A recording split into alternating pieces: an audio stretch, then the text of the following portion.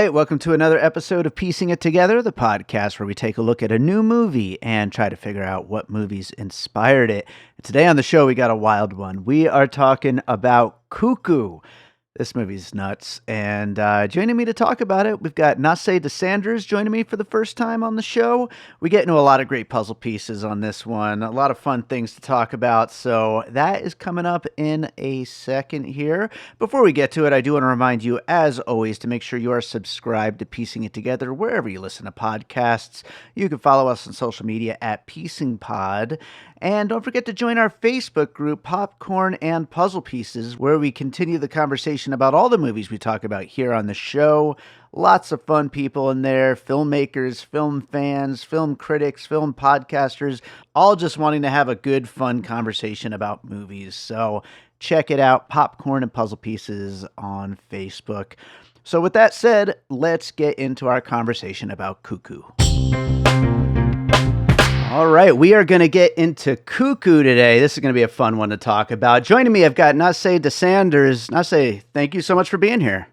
Thanks for having me. I'm so excited. Yeah, this is going to be a wild movie for sure to talk about. Yeah. But before we get to it, though, it is your first time on the show. So tell my listeners a little about you and what you do. Sure. Hey, everybody. My name is Nace DeSanders. I'm a writer, director, producer, and my first feature film, we're going to be shooting it in July of 2025. So please look out for that in 2026. I know we're planning way ahead, but write it down, guys. Keep it in mind. And then my day job, I do a lot of distribution for films. So working with streaming platforms, film festivals, and a lot of consulting with filmmakers and that whole process. So that's what keeps food on the table for me and my dog. Right on. Yeah, you got to keep the food on the table for the dog for sure. And you seem to be involved with a lot of different aspects of film, and I love that. Lots of different areas, and your films sound really interesting. I was checking out your website, and definitely be looking forward to seeing that as it comes together. Cuckoo is one that you suggested to cover on the show, and I was definitely looking forward to it, but I'm curious, when did you get a chance to see this? So I was actually at Berlinale back in February, so I saw it then, and I didn't get to see it again, because it's in theaters now in Spain. I live in Spain, context. So, but I haven't gotten to go back and see it. So I saw it at the premiere, and the director was there, and Hunter Schafer was there, and Dan Stevens was there, and all the other actors. So that was a lot of fun. It's very cool. Right on. Yeah, and the buzz for this one has just been through the roof, ever since then. And it's definitely going to be an interesting one to get into here. And I got to say, I haven't seen that much of Hunter Schafer because I never watched Euphoria, and so this is kind of my lead performance kind of introduction to her, and I thought she was great in this. And Dan Stevens has just been having a year. I love him so much. He's so much fun. But let's start getting into it. What do you have for your first puzzle piece for Cuckoo? So my first puzzle piece is Vivarium. I went for the most obvious one first. The only other horror movie I could think of that literally has a quite similar monster. In Vivarium, they are very clearly shown to us to be aliens, but similar, cuckoo bird style, humanoid looking. They give you their baby to take care of. But one thing that Cuckoo and Vivarium do that I thought was quite interesting, because it's very different to what actual cuckoo birds do, is that both in Cuckoo and Vivarium, they are luring their victims in, right? Sure. So in Vivarium, we've got our two characters, the couple. They are lured into this weird, otherworldly kind of suburban hell, and that's where they have to take care of the baby. And in Cuckoo, they are lured into the Alps, right? They're lured to the German Alps to not have the baby, but to conceive the baby, right? Sure, yeah. So I would say that cuckoo birds themselves, to make a horror movie about that would be more like kind of the cults in Rosemary's Baby or Hereditary, where you stay where you are and we plant the baby. And by we, I promise everyone I'm not doing this in my spare time, but we as in the cult are planting that baby, and the parent or parents, depending on which film, think everything is normal. Absolutely. Vivarium's an interesting pull, and you're right, it is obvious now that I'm thinking about it, but I totally did not think about it, so I think it's a great one to include. Yeah, the cuckoo bird as horror movie symbol, and also the bringing the person into this kind of idyllic situation to then, do what they want to do with them. So, really great pull there. I think that's a great one to to jump out with, I'm going to go with what I thought as the obvious one in the room here. And we just had a new one in the series a couple of weeks ago. I'm going with Alien. As far as these creatures that want to put their disgusting creature babies inside of women and use them as incubators, which, there's certainly a lot of, metaphors going on here, but, definitely, these weird creatures that in this case are cuckoo birds, in that case are, aliens, xenomorphs, whatever. I think that there's, a lot going on there with using women's bodies against their will, and the babies becoming these evil creatures that, we want to destroy immediately. And I think just to kind of throw a little bonus in there, Fede Alvarez just made the new Alien Romulus. His film Don't Breathe, we'll say spoiler warning for the end of that movie, but certainly gets into similar territory towards the end. Oh, definitely. I would actually then also like to say spoilers for everything I'm going to say. All of my notes have spoilers in them. Good. Spoiler. The second I say a title, everyone, you pause and go watch and come back. Yes, you have to. You absolutely have to. What do you got for your next piece? So my next one is A Cure for Wellness. Similar, on my list too. A lot of similarities there, right? Where we're using sickness as a way to lure the parents back in Cuckoo, and A Cure for Wellness sickness is used to lure them there in the first place. The sick patients or the people that are being lured in are being used for a certain reason. Mm-hmm. That's my spoiler-free version. I don't know why I did that. But their bodies are being used. Sure. We've got our crazy scientist, we've got our rapey monster, and we've got protecting something ancient. That for the person that is doing the protecting, in both cases are crazy scientists, it seems like the most important thing in the world, that this ancient thing that wouldn't be here otherwise needs to be protected. It is so important. And then for our protagonists and kind of by proxy, us, the audience, we're like, actually, am I allowed to curse in the show? Curse away, spoil away, let's do it all. Fuck that, get rid of the monster. I don't care how ancient it is. Yeah, absolutely. I was thinking about that one too. It's also a movie that does not feel the need to explain away everything. Like, it's just shit is weird at this place, and you're just going to have to go along for the ride. And, where is Gore Verbinski? We haven't had a movie from him since A Cure for Wellness, I think. But that is such a wild swing of a movie, and I think Cuckoo definitely, tries to take that big swing as well, and that's what's so fun about it. I think also, just to kind of go on a little bit of a tangent, to talk a little more about Dan Stevens as Herr Koenig is so much fun in this movie. The way he says Gretchen is probably my favorite part of the movie. But it definitely fits in really well with the crazy weirdo CEO of Cure for Wellness of the company. And great one to include here. I will go with It Follows for my next piece here. The mom, the old lady who we eventually find out is following Hunter Schafer because of what's going on with her, and basically wants that baby, kind of reminded me of the old lady as a metaphor for the STD coming after all of the young people, and It Follows. This movie, Cuckoo, has, whether or not you loved it, liked it, didn't like it, a killer trailer. And that sequence in the trailer where she is running after her while she's wearing headphones and riding a bike, just an incredibly scary, off-putting sequence. And Hunter Schafer really sells that. And that character is so damn creepy as she follows. And it just reminded me a lot of that. Oh, absolutely. No, definitely. It's really good. And I think having a humanoid monster is so much more scary for some reason. Mm-hmm. Because when we first meet the woman in Cuckoo, we don't know what she is. We see a woman, so we're like, that's a woman, but there's obviously something more going on and we don't know yet. But I think that, and then similar to It Follows, where you're like, there's something wrong with these people. Yeah, but we don't know yet. That is so awful and off-putting and scary, and I love it. Oh, absolutely. She's like kind of normal, but she's not. She's almost like a zombie, but she's not. But you really just don't know what to expect or where anything is heading. Oh, absolutely. She's too fast to be a zombie. Yeah, that's true. That is true, for sure. She's our Resident Evil sprinting zombie. Well, what do you got for your next piece? Alrighty, my next one is Barbarian. I loved Barbarian and I love Hmm. Cuckoo. So these, I really like to kind of playing these two off of each other because they both have a crazy wild story, a crazy wild mystery, and both at the heart of them are about the reproduction of monsters. Sure. And what we find out at the end of both of these is that the monsters aren't really monsters, but just mothers, right? So our Hmm. mother in Cuckoo, yeah, she's definitely doing some bad stuff, but she is just kind of like this animalistic force that doesn't really see good or bad. She's just doing her thing. She's like, I need to reproduce, I need to protect my baby. There's really nothing else to her.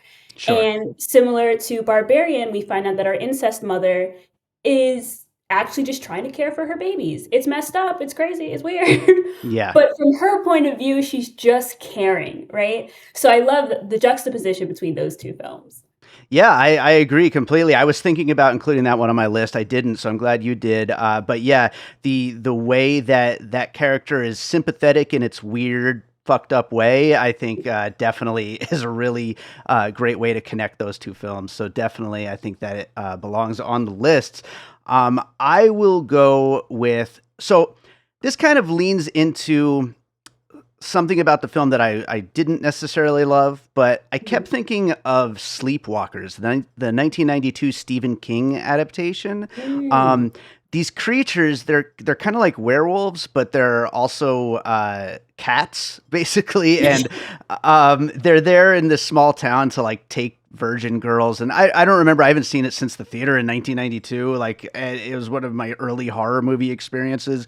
But I remember them just looking kind of ridiculous almost, and I definitely thought that these cuckoo creatures are like wow, like weird choice with their Yeah. design and their, and it reminded me a little bit of that, like just to like almost take a very Stephen King approach to like this is what these creatures look like, accept it or don't, but they're silly and they're crazy and they're weird, but that's what we're going with here. And so that made me think of Sleepwalkers. You ever see that movie? I have not. It's on the list now. I gotta see it. Right on. I wonder how it holds up. Like I said, haven't seen it. I was 12 at the time, so I haven't seen it since then. But curious how it holds up. But yeah, Mm. Sleepwalkers. What do you got for your next one? So this one's, I think, a little bit more abstract. So more in like the feeling of it. I have Titan. I don't know if I'm pronouncing it right. I don't speak French, Hmm. but it's Julia de Cornell's film. I don't know if I'm saying her last name right either. Sorry, French people. But Sure. that film is also one of my favorite films of all time, and that director is one of my favorite directors of all time. And something that she does really well is pinpointing the way horror is for women, right? How Mm. scary it can be to be a woman. So, and actually, I would say this applies to her film Raw as well, but there are a number of moments in Titan that are very viscerally female and very much about the female experience and the horror within that. Doing your normal job and then having a man follow you immediately afterwards. Men love doing that. Sure. And it's so scary, obviously, right?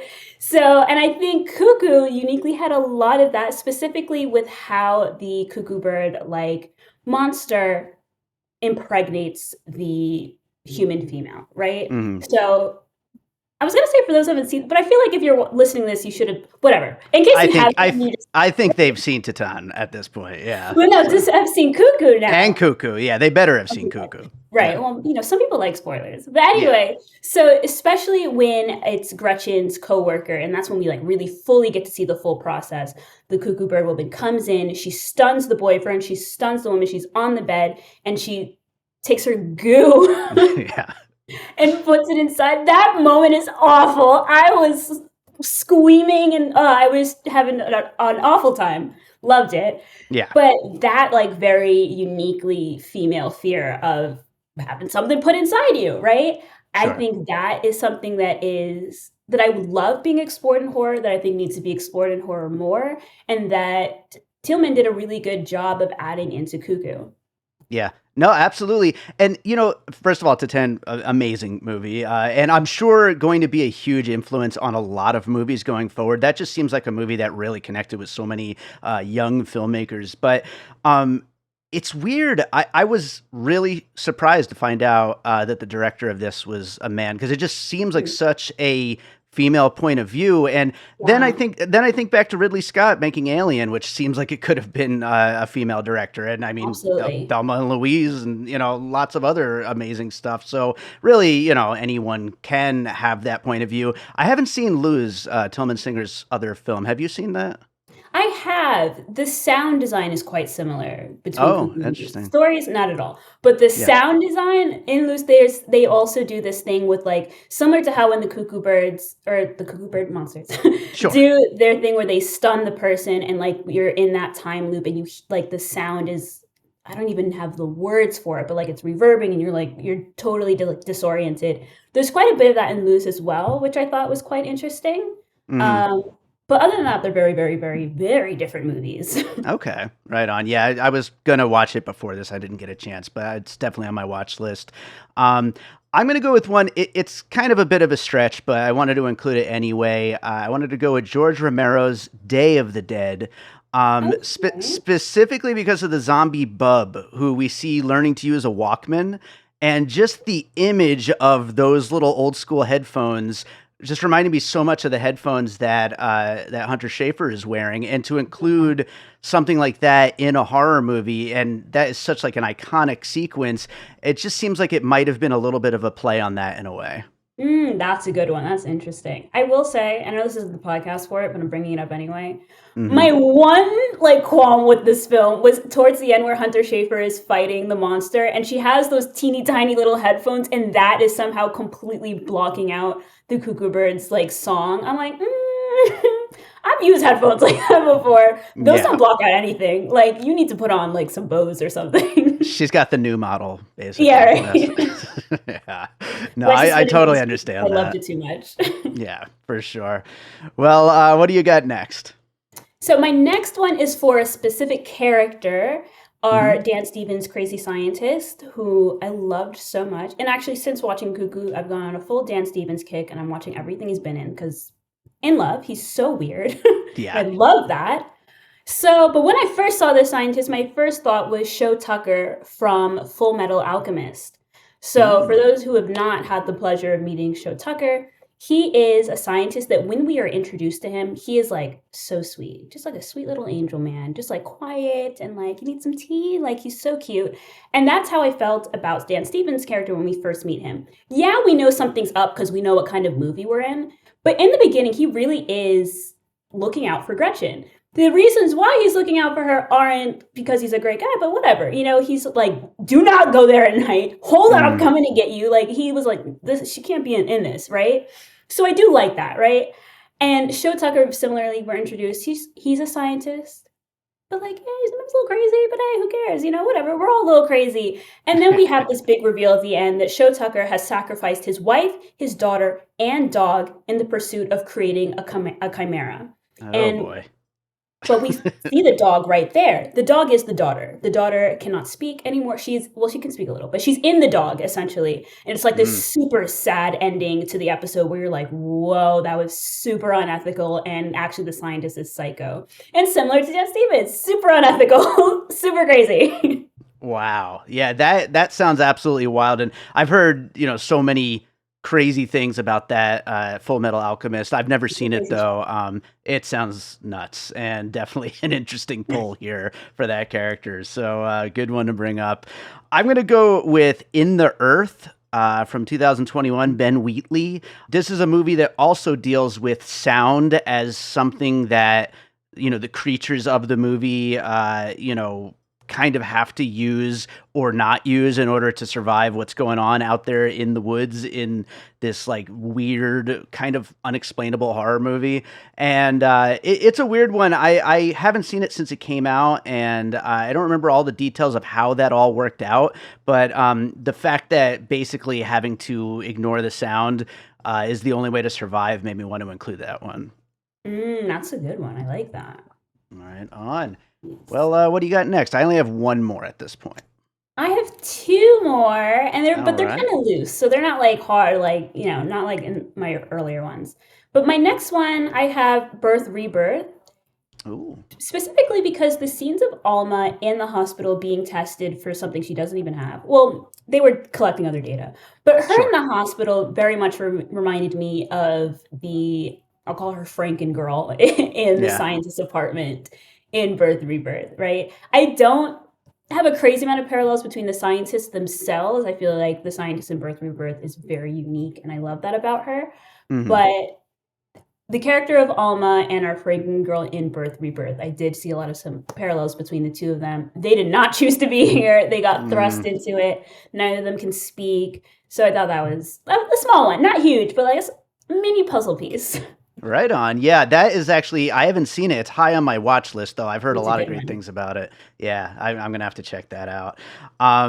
My last puzzle piece, and this is a small one, but I had to include something about the headband that Hunter Schafer wears because it's such a very strong, specific visual element. So I was just kind of making a little list of classic characters with headbands: Rambo, Dirk Diggler and Boogie Nights, Richie Tenenbaum and the Royal Tenenbaums. I'm sure there's plenty more. Hopefully, some women with headbands that we could point to. Maybe I don't know if any listeners think of any and want to send them in, but the headband is just a very striking image and fits so Yeah. well with her. Oh, So, absolutely. Nice. My last one is more on the visuals. I thought visually this film reminded me a lot of Goodnight Mommy, the original, not the remake. No one should be watching the remake. But the sure, original sure. Goodnight Mommy, we've got this like beautiful, scenic, quiet nature, European forest nature setting that really just kind of envelops everything. And Hmm. Cuckoo does this really well as well. And then we don't spend a whole lot of time in the house, but the house in Cuckoo was, I thought, quite similar to the house in Goodnight Mommy. We got this very expensive, ginormous windows again, so we can look out at that nature. So Sure. I thought that could be a parallel. No, that's a good one, and also it's not quite the same, but the bandages on the mom kind of fit Yeah. that headband thing. Oh, So good. there Yeah. you go, there you go.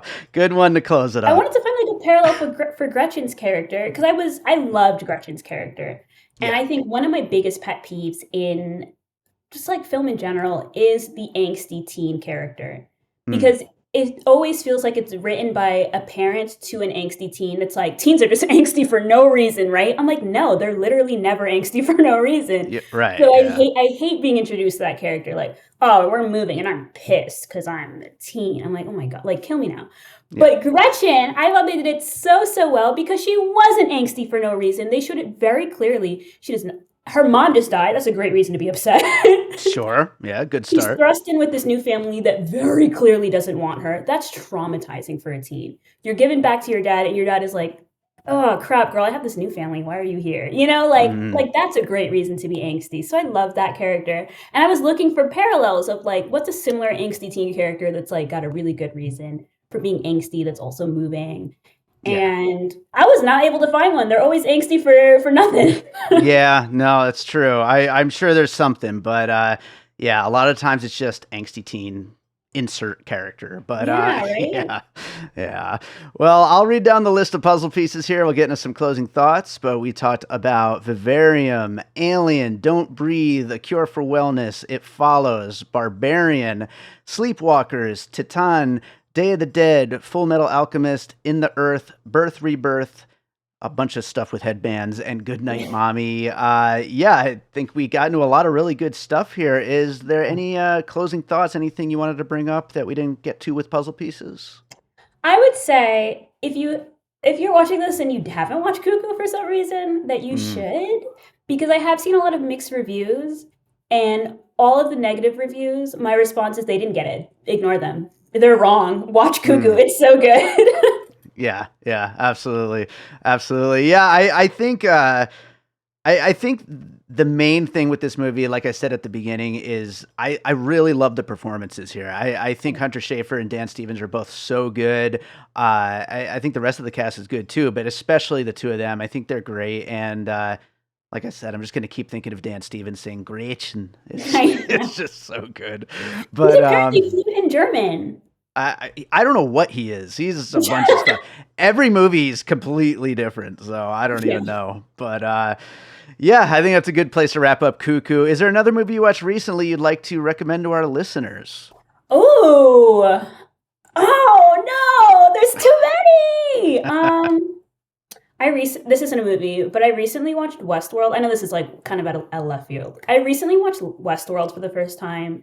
If anyone hasn't seen it, I highly recommend watching that first season. Just the first season. Don't go past that. But the first season is like self-contained, so you won't even feel like you're missing anything. Watch Westworld. That's the best TV I've ever seen in my entire life. I was blown away. Has nothing to do with Cuckoo, but it's also like mystery. So Yeah, no, I've always wanted to watch it. It's just I never make time for TV, but I'm sure I'd love it. Gotta.